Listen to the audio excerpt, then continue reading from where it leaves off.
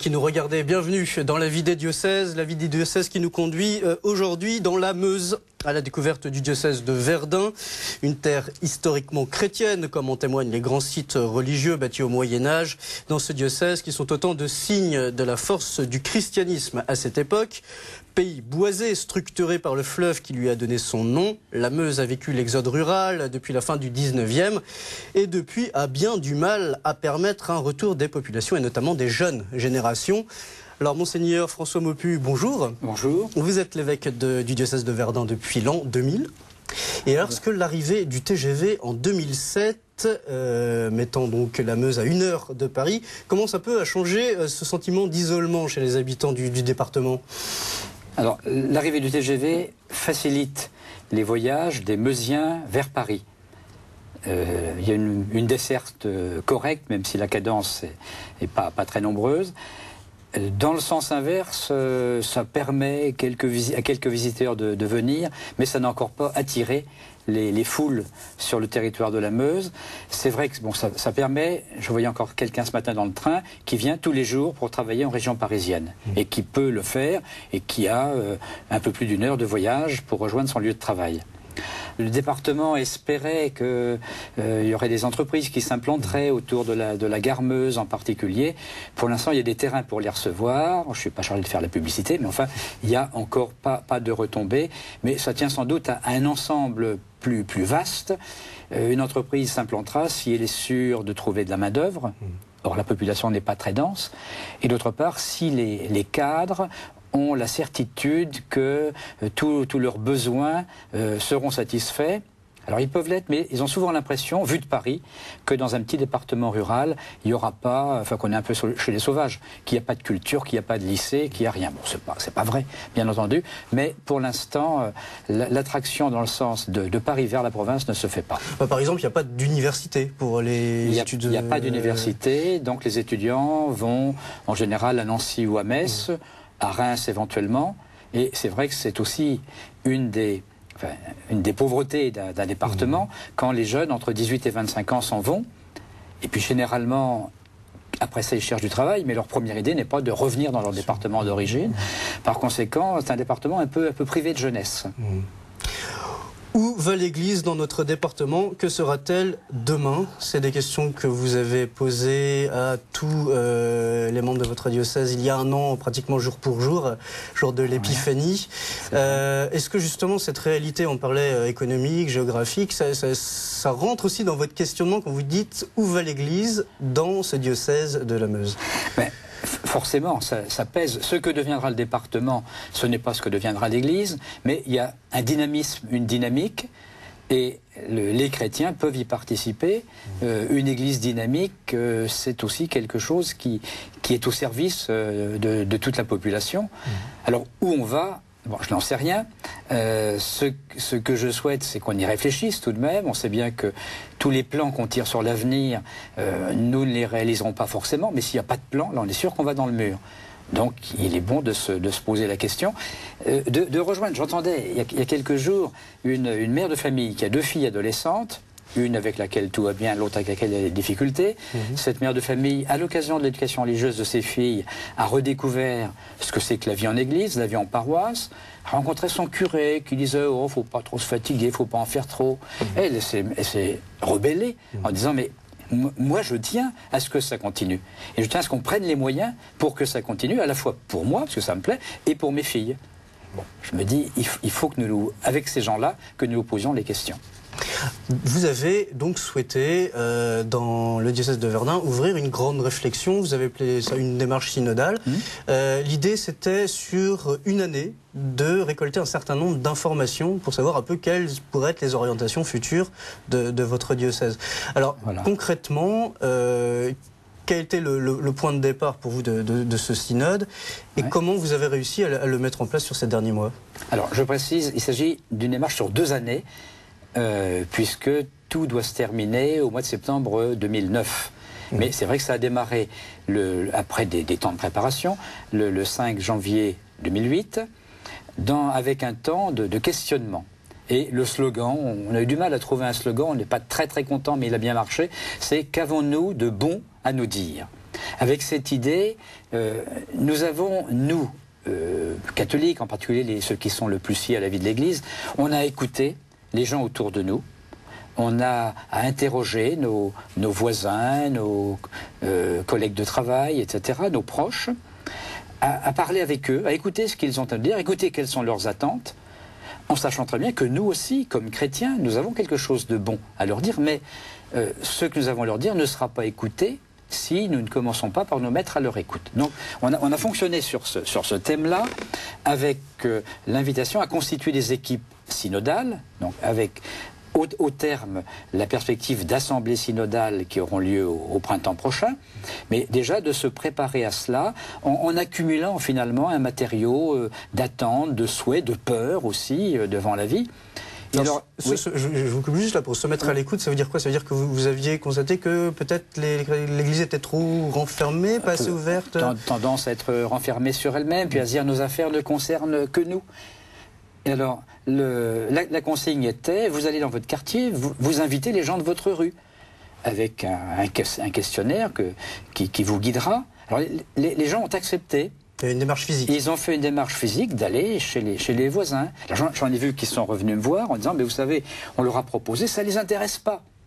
Mais vous y êtes allés. Vous êtes allés à leur rencontre, et là c'est déjà quelque chose. C'est même le principal. Ils savent que vous êtes à leur disposition. Et puis, dans beaucoup d'autres cas, il y a donc eu des équipes qui sont constituées, souvent avec une base de chrétiens se connaissant, d'un quartier, d'une rue, d'un village, et puis la moitié de l'équipe qui étaient des gens sympathisants, bien entendu, pas les opposants, dont beaucoup ont dit, mais on attendait ça. C'est pas souvent qu'on a l'occasion de parler de ce qui nous tient à cœur, de ce qui nous fait vivre, nos raisons de vivre, et pourquoi on tient le coup dans les difficultés, ou ce qui nous réjouit. Enfin, le questionnaire invitait à étaler ça en toute décence, bien entendu, mais à dire quelles sont nos raisons de vivre. Et cela, c'est le socle finalement de la réflexion synodale. Il faut un peu de courage pour sortir de chez soi et d'aller frapper à la porte. Ça, mais écoutez, on a constitué entre 300 et 350 équipes. Et sur ces équipes, la moitié, au moins, étaient des équipes dites, faites exprès pour le synode. D'autres équipes sont des équipes habituelles, des gens qui se retrouvent ou qui se connaissent bien, mais la moitié ont réussi à inviter, donc à sortir en effet des murs. Et ça, je crois que à la fois c'est du courage, mais c'est aussi une expérience enrichissante. Hein, et ceux qui sont invités nous renvoient aussi leur satisfaction, et puis ce qu'ils ont à dire vraiment. Alors cette disposition, cette attitude de se mettre à l'écoute des gens, concrètement, c'est passé par quoi? Je crois que vous aviez un questionnaire, vous aviez quand même réfléchi à un certain nombre de choses. Hein. C'est passé par un questionnaire. Il y avait d'ailleurs dans la première enveloppe plusieurs questionnaires possibles que les gens choisissaient, et avec chaque questionnaire, il y avait un texte d'évangile qui pouvait être pris ou qui pouvait ne pas être pris. Donc cette opération a été menée 2 fois. Il y avait 2 réunions de ces équipes synodales, et à chaque fois, on demandait de rédiger un compte-rendu qui était centralisé, et puis des équipes de lecteurs ont fabriqué une synthèse. Donc une synthèse d'une dizaine de pages, établie, faite pendant l'été. On a fait aussi une synthèse de la synthèse, parce que 10 pages c'est déjà beaucoup, donc une synthèse de la synthèse, un recto verso, qui était redistribuée à tous ceux qui voulaient pour une 3e réunion, qui, elle, demandait de faire des propositions pour l'avenir. Précisément, où est-ce qu'on va? Qu'est-ce qu'on peut proposer? Alors, dans le domaine de la vie familiale, des jeunes, des pauvretés, des lieux de parole. Il y avait 7 thèmes qui étaient proposés. Je vous fais grâce. Pour définir des axes pastoraux, en fait. Pour définir des axes en fonction de ce qui avait été constaté à l'issue des 2 premières réunions. Alors quand on rentre chez ces personnes, quelles questions on leur pose? Parce que si on veut se mettre à leur écoute, j'imagine qu'on doit leur poser des questions. Qu'est-ce que les chrétiens posent comme question aujourd'hui à ces gens-là? En quoi ils les interpellent en définitive? À quoi vous tenez dans la vie? Quelles sont les difficultés que vous rencontrez? Qu'est-ce qui vous permet de tenir dans ces difficultés? Un renvoi à l'expérience personnelle des gens, qui a beaucoup fait ressortir des questions concernant la famille, concernant la transmission aussi aux plus jeunes générations de ce à quoi l'on tient.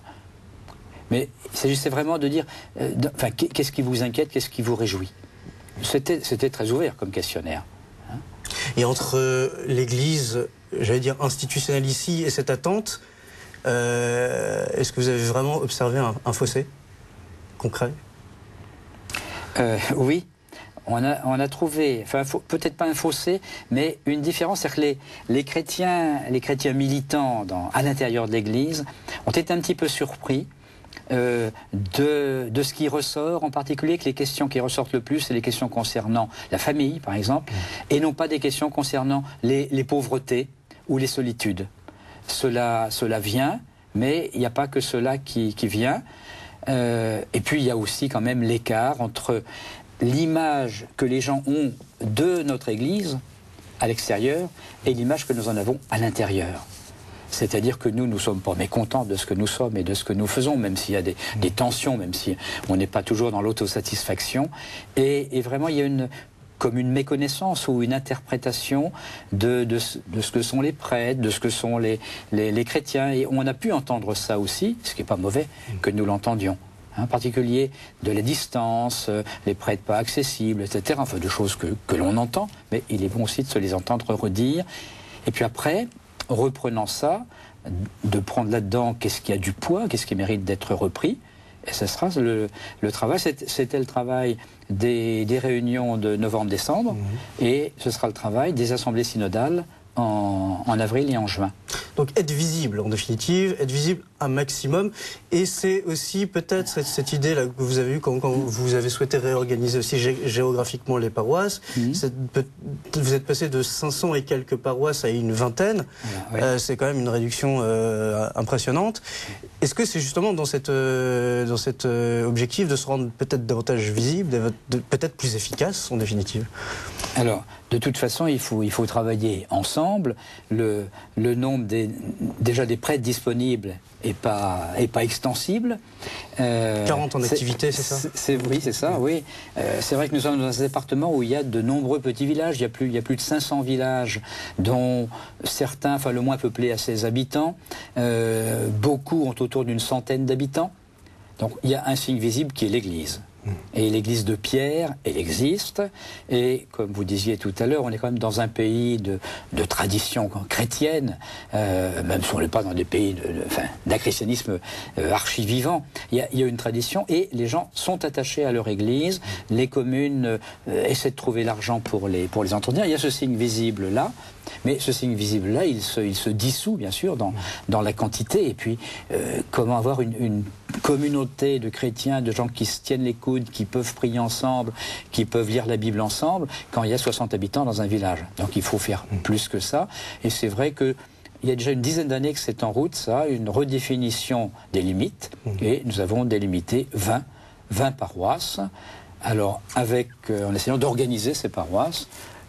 Alors justement, vous y parlez, c'est 20 paroisses. Avant, il y en avait 577, ce qui est considérable, ce qui est peut-être devenu ingérable aussi pour vous, j'imagine. Oui. Réorganisation des paroisses, ça veut dire aussi permettre aux gens de travailler ensemble alors qu'ils n'avaient pas forcément l'habitude. Oui. On voit ce baptême, puisque quand une paroisse se naît, c'est un baptême qui est fêté. Oui. On va regarder ce baptême de la nouvelle paroisse de Sainte-Jeanne d'Arc du Val des Couleurs. C'était le dimanche 28 mai 2006. 22 villages étaient concernés. C'est un sujet de Sybille Delettre. C'est avec un peu de terre, symbole de fécondité, et de l'eau, symbole de baptême, que les habitants de la nouvelle paroisse Sainte-Jeanne d'Arc du Val des Couleurs sont entrés dans le gymnase municipal transformé en église. Une cérémonie présidée par Monseigneur Maupu, évêque de Verdun. Le baptême de cette nouvelle paroisse, un moment très important pour les 5000 habitants, signe d'une nouvelle unité. Nous voici ensemble pour célébrer ce baptême. Il y a des enfants qui sont baptisés à 3 jours et d'autres à quelques mois ou quelques années. La paroisse de Sainte-Jeanne d'Arc de Couleurs a déjà un petit peu grandi avant d'être baptisée. En effet, la nouvelle paroisse regroupe 22 villages. Le diocèse de Verdun est un diocèse rural qui comptait autrefois 577 paroisses. Mais sous l'impulsion de l'ancien évêque Monseigneur Herriot, il a été décidé de regrouper les villages en 20 grandes paroisses plus représentatives du diocèse d'aujourd'hui. Cette journée est donc l'aboutissement de presque 10 ans de travail. Sainte patronne de la paroisse, Jeanne d'Arc, elle qui a grandi à Domrémy tout près de Vaucouleurs, est donc très présente dans l'histoire de la commune. Après la célébration marquée par le spectacle des jeunes du catéchisme en hommage à la vie de Jeanne d'Arc, les paroissiens se sont rassemblés pour planter un tilleul souvenir où chaque village y a apporté un peu de sa terre. Saint-Martin. Un symbole de la future vie de la nouvelle paroisse. Monseigneur François Maupu, 22 villages concernés pour une seule paroisse. Comment on arrive à faire que ça puisse fonctionner ? Alors, il y a une expérience antérieure où les villages étaient souvent regroupés par 5-6 dans ce que nous appelons, qui étaient des groupements paroissiaux, que nous appelons maintenant des communautés. Et dans une paroisse comme ça, il peut y avoir une ou plusieurs communautés. En l'occurrence, là autour de Vaucouleurs, il y a 2 communautés. Donc qui ont le rythme et leurs équipes funérailles, équipes liturgiques. Ce qu'on demande, c'est que dans chaque paroisse, et pour favoriser l'unité, il y ait un lieu de rassemblement, donc une maison paroissiale, pas simplement un logement pour le prêtre, mais une maison paroissiale, qu'il y ait un bulletin paroissial, qu'il y ait une équipe de coopération avec le prêtre, des laïcs ou des religieux, et qu'il y ait, voilà, oui. Et qu'il y ait un conseil pastoral. Et c'est une fois que tous ces éléments ont pu être mis en place, certains le sont déjà depuis très longtemps, d'autres c'est pas encore fait, que la paroisse a d'abord son acte de naissance, et puis après, avec une cérémonie liturgique, donc un rassemblement liturgique de tous, qu'elle a ce baptême comme on vient de le voir. Ce que je constate, c'est que des gens qui ressentent la pauvreté humaine dans leur petit village apprécient de travailler avec d'autres, et quand au moment où on a délimité les paroisses, il était question d'éloigner tel groupement paroissial d'un autre, les gens disent mais non, on travaille ensemble, on s'apprécie, on se connaît, ne nous séparez pas. Pour les acteurs principaux, il y a vraiment le goût de travailler ensemble. On peut avoir une ou plusieurs chorales, par exemple. Il y a des chorales dans toutes les paroisses, mais quand il y a 100 habitants, il n'y a pas de chorale. Quand il y a 5000 habitants, il y a moyen de faire quelque chose. Les catéchistes vont se regrouper, ne sont pas isolés. Donc il y a cette expérience de sortir de l'isolement pour des chrétiens qui sont minoritaires tout de même. Alors, sortir de l'isolement, mais ça, on a l'impression que ça demande quand même un effort, puisque j'imagine qu'il y a la question des distances qu'il faut couvrir maintenant. Oui. Et j'imagine quand vous parliez d'un département vieillissant, peut-être des personnes âgées qui ne peuvent plus se déplacer, comment est-ce qu'on peut arriver à organiser les choses simplement pour que peut-être tout le monde puisse y retrouver son compte, et aussi signifier à ces gens-là qu'il y a aussi un effort à faire de leur côté pour pouvoir continuer à pratiquer leur foi, puisque 20 paroisses aujourd'hui. Alors je ne crois pas qu'il y ait d'organisation type. On essaie d'honorer la proximité avec dans chaque village, dans l'idéal, 2 personnes relais, qui si possible sont 2 personnes qui appartiennent à des clans différents. On n'est pas dans une civilisation trop ethnique, mais tout de même, il y a souvent des groupes un peu différents. Donc, 2 personnes relais à qui on s'adresse et qui, elles, sont au courant de ce qui se passe et qui, selon les cas, vont pouvoir alerter dans la paroisse le service évangélique des malades, le prêtre lui-même, éventuellement véhiculer les personnes qui, quand la messe n'est pas chez elles, souhaitent aller à la messe, ou à une messe, ou les regrouper pour une messe de semaine. On essaie de maintenir le plus de vie possible autour de chaque église, donc avec les personnes relais, avec éventuellement des messes de semaine. Il y a des prêtres qui, chaque jour de semaine, disent la messe dans un endroit différent, ce qui les amène à passer tous les 15 jours ou une fois par mois au moins dans chaque église. Et là, les gens ont le souci, un certain nombre de personnes ont le souci que l'église soit propre, accueillante, puis qu'il y ait du monde pour prier. Donc il y a ce côté aller vers. Et puis il y a quand même le goût des regroupements. Une assemblée paroissiale où l'église est pleine, c'est plus porteur que 15 personnes qui ont froid dans une église. Et ça, c'est l'expérience de chaque semaine. Donc on comprend à travers ce que vous dites que ça commence vraiment à prendre forme chez vous. Peut-être concernant les fidèles. La question, peut-être qui peut aussi être intéressante, c'est quel va être le travail du prêtre dans ce nouveau fonctionnement, ou dans ce nouveau fonctionnement de paroisse. Est-ce que lui va être amené peut-être à couvrir aussi peut-être plus de territoires? on disait tout à l'heure qu'il y avait 40 prêtres en activité, 20 paroisses, on peut considérer que vous l'avez les répartis, 2 prêtres par paroisse, j'imagine que ça ne doit pas être ça, oui. Mais toujours est-il que, est-ce que du coup pour ces prêtres, ces nouveaux prêtres, c'est plus de travail? C'est forcément plus de travail et c'est pour tous, mais dans tous les départements ruraux, je pense, beaucoup de déplacements. Donc on fait de la route, on évangélise les kilomètres, comme je dis quelquefois. Le prêtre, il faut absolument qu'il soit l'animateur d'une équipe et qu'il accepte de travailler avec une équipe ou avec des équipes. Alors c'est un peu évident pour des choses qui s'imposent, par exemple les célébrations des funérailles. Visiter les familles, éventuellement célébrer si le prêtre est parti. C'est évident aussi pour les questions de liturgie, encore que souvent les gens préparent la liturgie, mais le prêtre doit se trimballer avec son panier, avec le matériel, le vin de messe, les hosties, etc. Parce que ça ne reste pas à demeure dans chaque lieu. Enfin, ça, c'est du détail, c'est une question d'organisation. C'est vrai que pour le prêtre, il y a un ministère itinérant et de soutien des différentes équipes de laïcs engagées au service de la paroisse. On va regarder ces images de juin dernier, de la dernière ordination dans le diocèse de Verdun. C'était en la cathédrale, bien sûr, de Verdun, avec l'ordination presbytérale de Bertrand Monnier. On regarde ce sujet de Sibylle Delettre. C'était son rêve d'enfant. Le 22 juin dernier, Bertrand Monnier a été ordonné prêtre. Une vocation née très jeune, alors qu'il n'avait que 4-5 ans. Pour la 3e fois en 2 ans, nous voici invités à être témoins de la sollicitude de Dieu pour son Église, par le don qu'il nous fait d'un prêtre.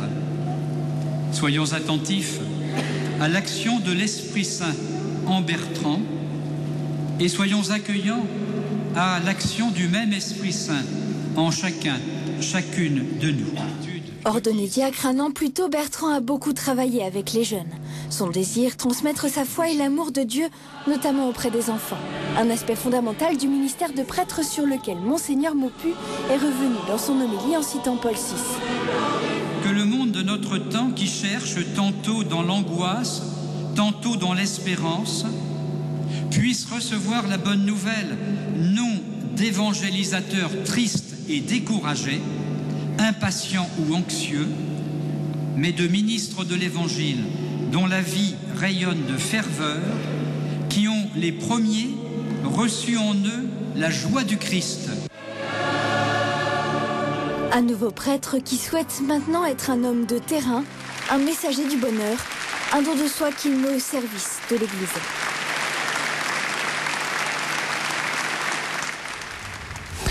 Alors, Monseigneur François Maupu, on imagine que seule la grâce de l'ordination n'est pas suffisante pour avoir le courage peut-être d'assumer ces nouveaux ministères en zone rurale. Qu'est-ce que vous leur permettez à ces nouveaux prêtres pour leur permettre de continuer, de persévérer dans leur mission qui pourrait peut-être être des fois assez sèche, on peut dire? De ne pas les laisser tout seuls, c'est la première chose. Dans le premier temps de ministère, bien sûr, le nouveau prêtre n'exerce pas son ministère seul. Et puis, je veille à ce qu'il ait une équipe de vie, pas forcément enfermée dans le diocèse, puisque ils connaissent d'autres prêtres des diocèses voisins, de Metz, de Nancy et de Saint-Dié, donc qu'ils puissent avoir une équipe dans laquelle partager avec d'autres prêtres de leur génération, parce que, comme on était 15 ans sans ordination, les plus jeunes prêtres, avant les 3 derniers ordonnés, sont des prêtres qui ont quand même déjà près de 50 ans. D'accord.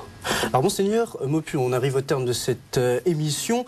Bure, on va parler de Bure et des enfouissements de déchets nucléaires et la prise de position de l'Église. Alors, depuis bientôt 10 ans, le 3 août 1999, le site de Bure, en Meuse, Haute-Marne et un peu dans les Vosges, a été choisi pour accueillir un laboratoire pour l'enfouissement des déchets radioactifs. Il y a un enjeu pour vous sur le plan de l'Église catholique dans votre diocèse? La question est, est-ce que des chrétiens ont quelque chose à dire?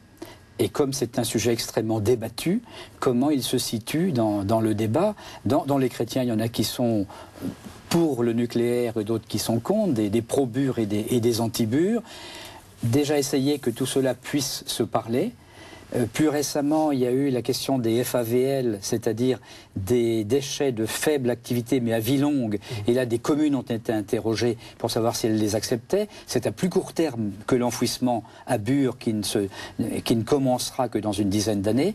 Et là encore, on a vu que le débat n'est pas facile et que le premier temps, je crois, est un temps de débat. Et c'est vrai qu'il y a une virulence assez extraordinaire, en particulier chez ceux qui sont opposés au nucléaire. Donc, il me semble que je n'ai pas la parole définitive, mais que dans ce débat, les chrétiens doivent prendre leur place. Nous avons un petit groupe de chrétiens qui réfléchit, on l'appelle le groupe Eden, c'est-à-dire le groupe qui réfléchit sur l'équipe diocésaine d'environnement. Monseigneur François Maupiou, on arrive au terme de cette émission. Pour évidemment avoir plus d'informations sur ces questions de nucléaire, on peut aussi aller voir sur votre site du diocèse de Verdun, www.catholique-verdun.cef.fr. Quant à nous, on se retrouve la semaine prochaine ou bien avant sur notre site internet kto.tv.com. Vous pouvez bien sûr revoir tous les programmes de KTO. Merci de votre fidélité. À très bientôt.